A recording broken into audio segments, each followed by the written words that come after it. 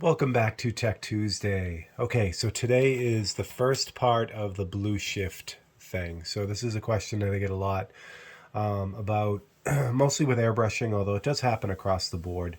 What we're talking about is when you apply white over a warmer color, in this case black. So I did this little spot on the leg of this of one of the Marines in the Iwo Jima painting that I'm working on.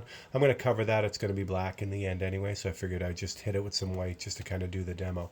But you can clearly see how blue that looks, and all that is opaque white. It's not, it has no blue in it. But when you apply a thin layer of white over a warmer color, the light passes through those little tiny bits of paint on the outskirts and turns blue, or appears to turn blue to us.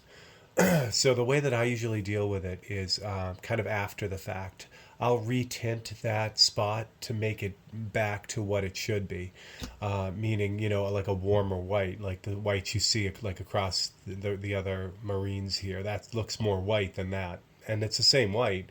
It's just when you spray it on, not on a warm color, then it stays white. But you can turn it back into, that same color. It happened up in here when I had painted in the black area for the elevator on the ship here. It was too black, so I ended up going over it with white to kind of add a mist to it to push it in the background. And when I did that, this whole square turned blue just like that. So I had to adjust that square to get it back to, matching all the other light grays in the painting.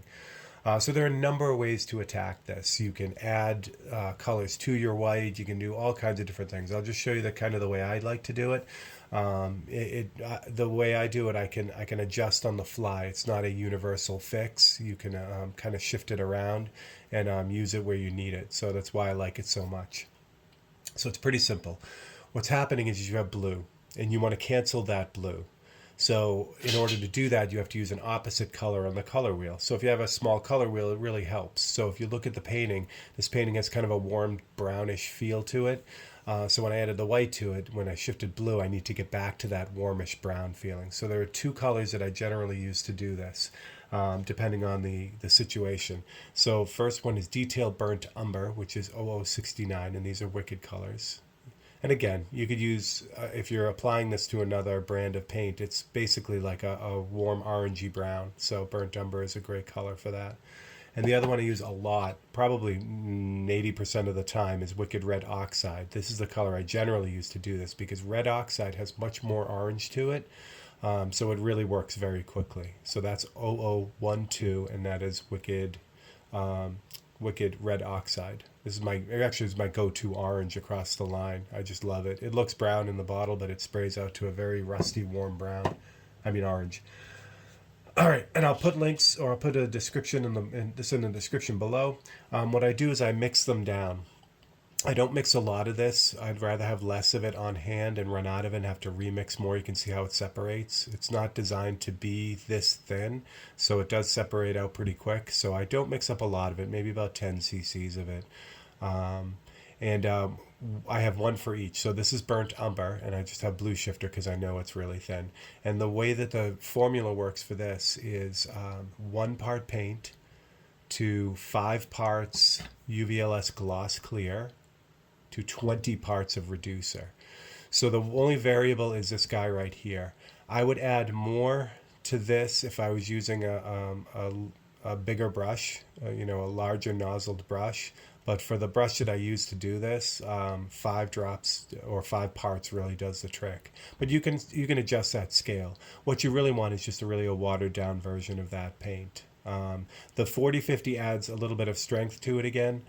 Use this very sparingly anyway, so it's not really a problem with adhesion. You're going to be burying this under other layers of paint. But that just adds a little bit of sprayability and adhesion back into the paint, because when you over-reduce it, it tends to not want to stick very well. So burnt umber is the first one, and I do exactly the same thing with red oxide. So there's my red oxide mix. So I put them in these small 1-ounce bottles, and I put a little mixing ball in there, and that's really, really important because, again, when you over-reduce the paint, it tends to separate out. So you want to make sure it's completely mixed before you use it. So for this, we're going to use the red oxide. And the way I determine that is the level of blue shift. So this again, I used opaque black for all of the dark areas in this painting, and opaque jet black from Createx has a really warm brownish feel. So either one would work, but red oxide is going to work a little bit quicker. So it's opposite of the blue, but it's also keeping in mind that this whole painting has a warm brownish feel. That's what I'm kind of trying to get back to. All right. So really simply, I'm going to zoom you guys in to his leg there. So that's the offensive blue area. So what I use for this is the smallest airbrush I can get my hands on, and in this case it's the Iwata Custom Micron B. This is a very, very small nozzle and needle in it. It atomizes paint very, very finely.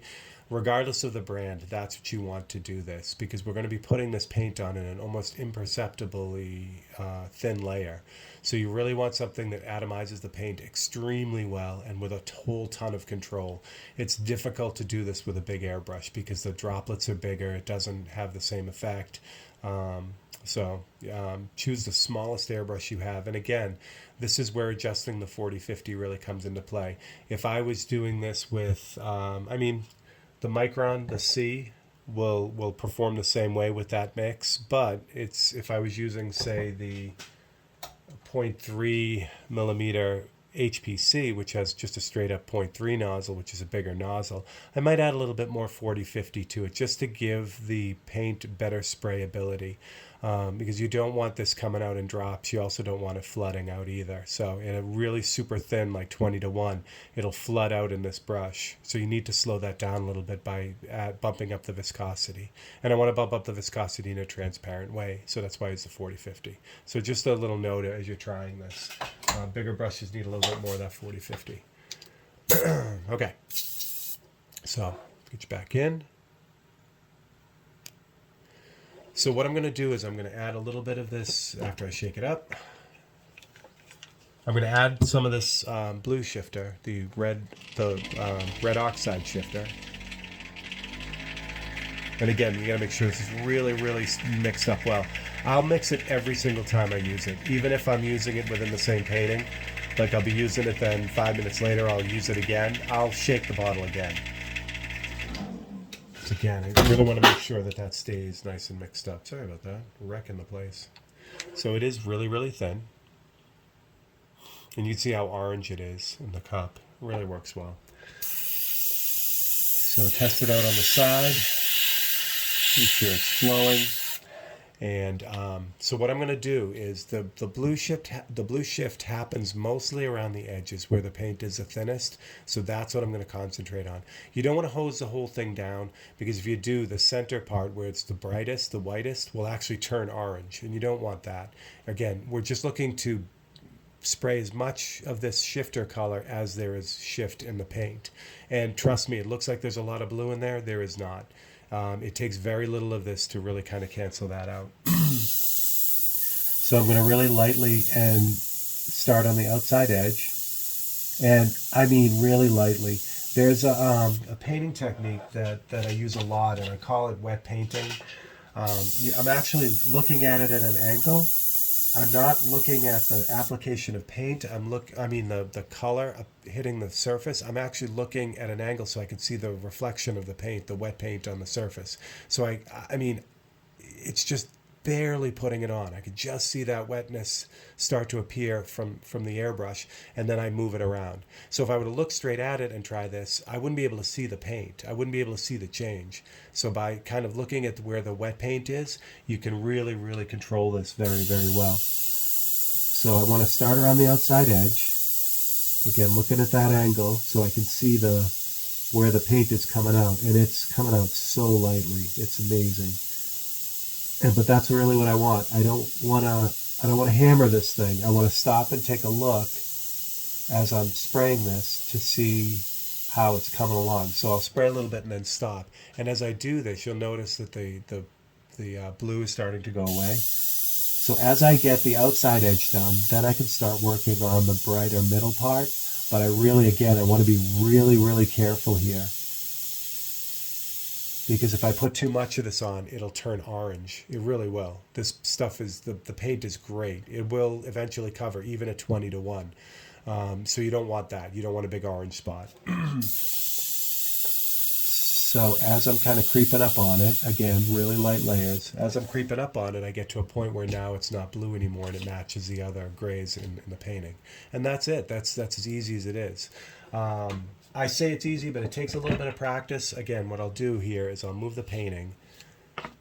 I'll pick a spot. This is my reference photo. I'll pick a spot here just so you can kind of see how lightly it really is going on. I'll do it on a white section here. So it is really, really light application. Start to see it appear. So what I'll do, I'll tell you what, I'm going to use a template just so you can see the difference, because that'll be easier, because the fade on the outside edge is really subtle. So I'll put this right here and I'm going to paint right there.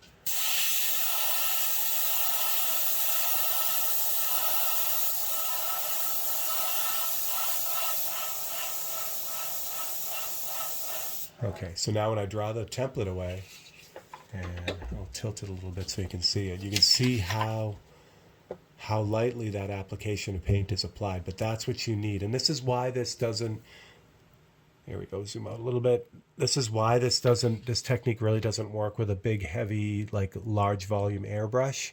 You really need that paint to be atomized to a really super microscopic level to get that to really work.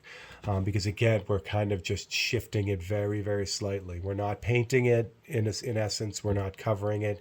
You just really just kind of bumping it over to where it should be. It's very much like noise cancellation. You know, light is like sound. They're both waves. So with sound, if you have noise canceling headphones, it'll pick up the wave of the sound that's coming in and introduce an exactly opposite wave to that, and then the two waves cancel each other. The same thing happens with light. If you pick a wave that's opposite of the wave that you have on there, meaning across the color wheel, you'll have the same cancellation.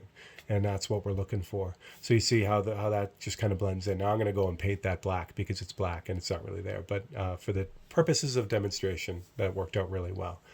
So next time, on the next Tech Tuesday, I'm going to do a little bit more advanced Tech Tuesday Blue Shift video, because this was a little bit easier because it's on black and I don't have to deal with complex colors underneath it.